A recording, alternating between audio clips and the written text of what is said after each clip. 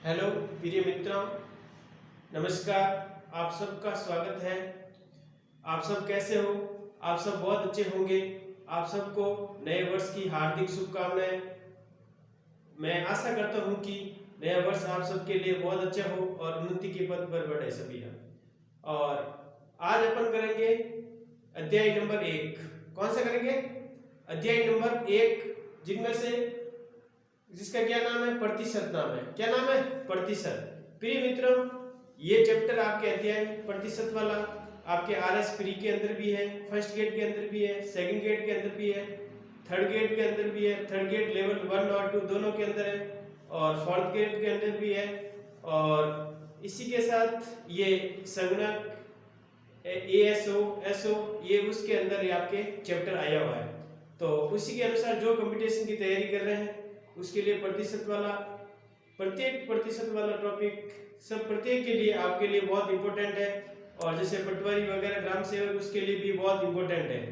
प्रिय मित्रों, यदि आपको गणित बहुत अच्छी करनी है तो थोड़ा बेसिक बहुत अच्छा करना होगा। इसी के साथ टेबल बहुत अच्छी आनी चाहिए, पहाड़े वर्ग आना चाहिए आपको 50 तक, वर्गमूल आना चाहिए, घनमूल आना चाहिए और घन आना चाहिए। और इसी के साथ बेसिक परिभाषाएं आनी चाहिए, पूर्ण संख्या क्या होती है, पूर्णांक संख्या क्या होती है। इसके लिए मैं आप सबको एक बात कहना चाहता हूँ कि बेसिक आप अच्छा करें, मैथ्स से बहुत अच्छे नंबर आ सकते हैं। और इसी के साथ अपन इसकी शुरुआत करते हैं। क्या कह रहा है चैप्टर? प्रतिशत वाला। प्रतिशत का मतलब क्या होता है? 100 होता है। प्रतिशत का मतलब क्या होता है? 100 होता है। प्रतिशत का मतलब क्या होता है? 100 होता है। अब देखो प्रतिशत, परसेंटेज।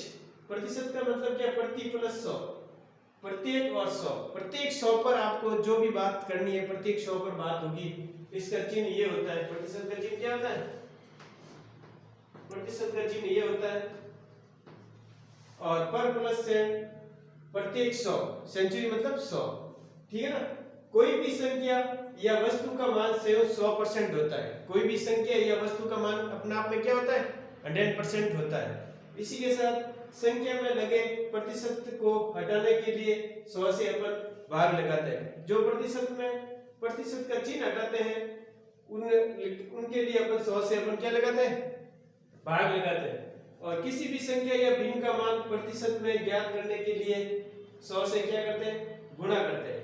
प्रतिशत का चिन्ह किसी भी संख्या या भिन्न का मान प्रतिशत में ज्ञात करने के लिए, यदि किसी भी संख्या को प्रतिशत में ज्ञात करना है तो उसे 100 से अपन क्या करेंगे? गुणा। यदि किसी संख्या में प्रतिशत का साइन है, प्रतिशत का साइन को हटाते हैं, 100 से अपन क्या देते हैं? भाग देते हैं। कोई भी संख्या अपने आप में क्या होती है?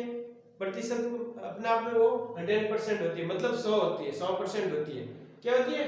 100% अपने आप में एक संख्या होती है।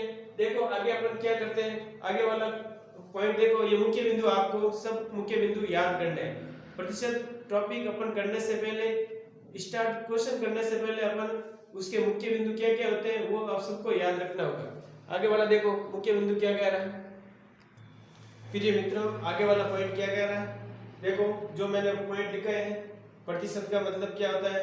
जो अपने आप में 100% होता है, कोई भी वस्तु या संख्या, ठीक है ना। आगे वाला पॉइंट, 3 पॉइंट अपन कर चुके हैं मुख्य बिंदु। और चौथा पॉइंट क्या कह रहा है? यदि प्रश्न में कहीं भी का, के, से लिखा है तो उसका अर्थ है, अपन वो हटाएंगे, उसके स्थान पे क्या आएगा? गुणा का साइन आएगा। यदि 10 का 5% ऐसे अपन लिखते हैं, का बीच में आता है तो उसको का को हटाते हैं, क्या आता है? गुणा का साइन आता है। 500 का 20% तो उसमें क्या आता है? का हटाता है तो क्या आता है? गुणा का साइन आता है। तो उसमें गुणा का साइन होता है, इसका अर्थ होता है गुणा। का, के, से का मतलब क्या होता है? का, के, से का मतलब क्या होता है? गुणा का साइन होता है। वो आपको हटाना, वो ये हटाते हैं अपन, का, के, से हटाते हैं तो क्या आता है? उसका के का मतलब क्या है? का, के, से का मतलब क्या है? आपस में गुणा में है। कोई भी संख्या आपस में क्या है? गुणा में है। जैसे कि देखो 500 का 5%, तो इसका मतलब क्या है? का मतलब क्या है? गुणा। का मतलब क्या है? गुणा। का मतलब क्या होता है? गुणा होता है। का मतलब गुणा होता है आपको, ठीक है ना। अब देखो 100% संख्या के मान प्रतिशत में मान और बराबर संख्या में मान बराबर होता है। प्रतिशत में मान निकालो या संख्या मान बराबर होता है। जैसे कि मैं बोलूँ आपको 100 का 30% या 100 का 70%, 100 का 90% कितना होता है? 90 होता है। वो संख्या में कितनी होती है संख्या? 100 में से 90 आएगी। तो प्रतिशत में मान और संख्या मान क्या होता है? बराबर होता है।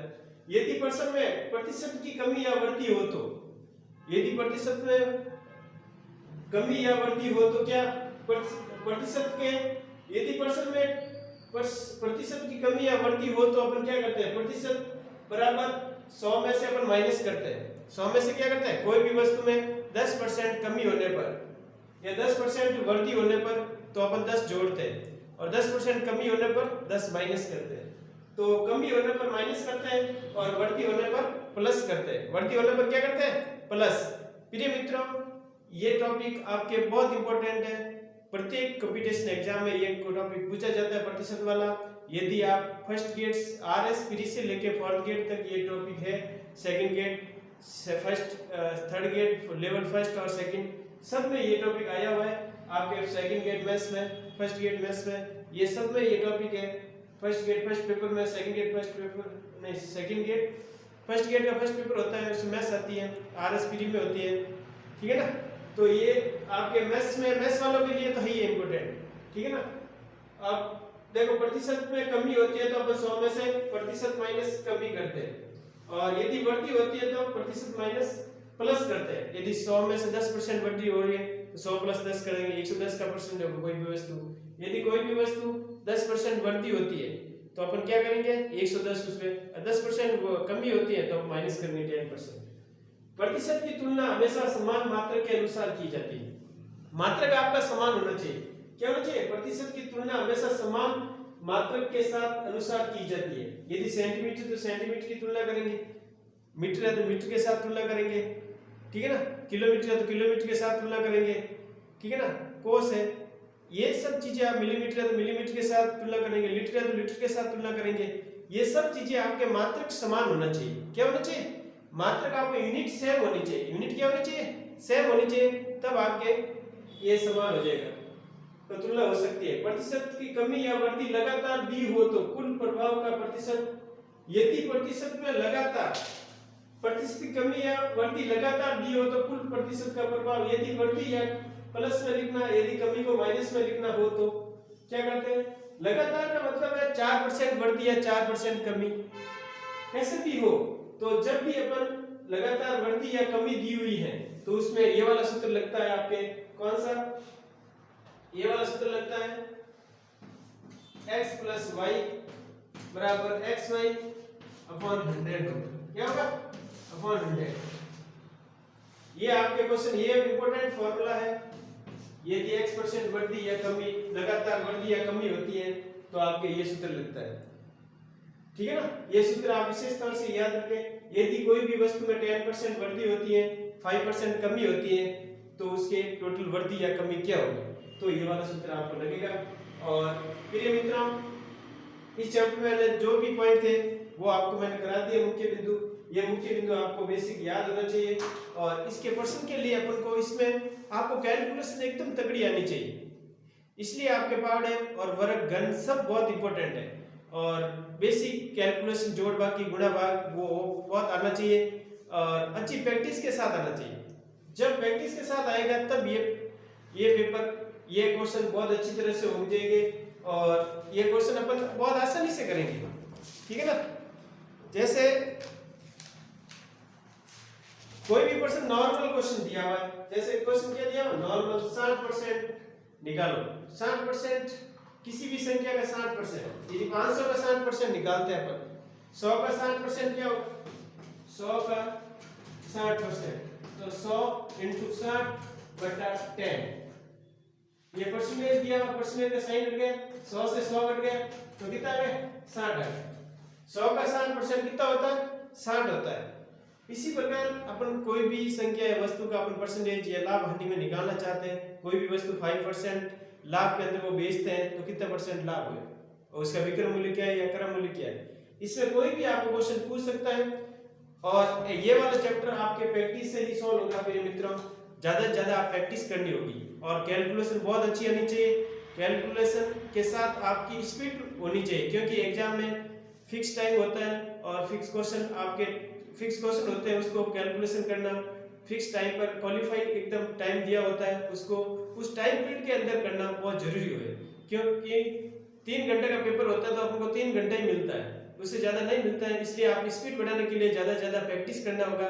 थैंक यू मित्रों, ओके, ऑल द बेस्ट। यदि आपको ये वीडियो बहुत आपको पसंद आया है तो आप बेल आइकन पर क्लिक करें और नया वीडियो प्राप्त करने के लिए सब्सक्राइब और आगे से आगे आप वीडियो प्राप्त करते रहें। थैंक यू मित्रों, ओके, ऑल द बेस्ट।